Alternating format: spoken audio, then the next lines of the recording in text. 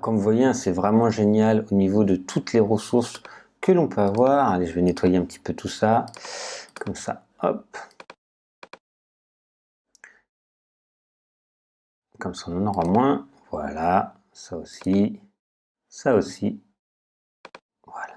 Donc, maintenant, on va voir la suite. Donc, le carrousel d'images, ce n'est pas comme une galerie d'images.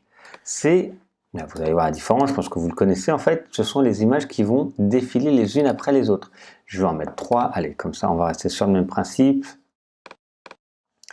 Je crée la galerie. On peut toujours donner un titre. Je vais vous le laisser comme ça, vous allez voir. Et là, le carrousel d'images, c'est les images qui vont défiler les unes après les autres.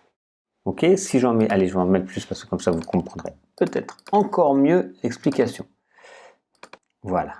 Donc là, j'en ai 6. Ok. Et maintenant, si je clique, vous voyez, ça bouge. Ça, c'est le carrousel d'images. Donc la galerie d'images, c'est quelque chose qui est fixe. Le carrousel, souvent on met 3-4 images. Hein. Et donc vous pouvez choisir également ici la taille. Donc ça va grossir suivant ce que vous voulez. Donc ça peut être intéressant.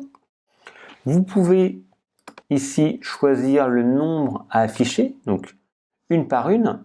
Donc si vous avez différents produits, hein, vous pouvez choisir vraiment un produit propre ou une photo, une annonce. Si vous voulez qu'il y en ait 2, si vous voulez que voilà, vous choisissez complètement, c'est complètement libre. Ensuite défiler, ok, à faire défiler de 1 à 3, de 1 à 4, de 1, etc.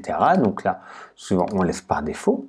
Là, je vais mettre 1 comme ça. On va voir toutes les photos les unes après les autres. Étirer l'image, alors je vais vous montrer ce que ça fait, c'est pas ce qu'on veut, ok.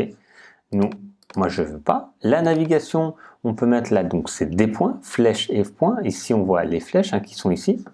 On peut avoir que les flèches, donc qui se trouvent juste là. On peut avoir que les points. Et on peut avoir que aucun. Donc là c'est par rapport à un temps, ça va commencer à défiler. Donc moi je mets les deux.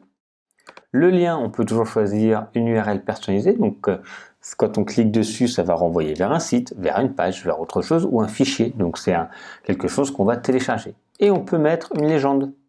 Je peux mettre un titre, je peux mettre une légende. Donc, la légende, c'est le montre, c'est ce qu'on a fait, ou une description. Donc là, ça peut être intéressant de rajouter la description.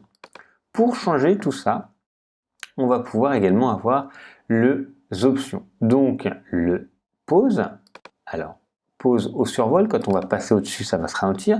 Lecture automatique, oui ou non. Le temps de pause, donc on peut vouloir que ça dure plus longtemps. Quand on va, hop, je vais augmenter.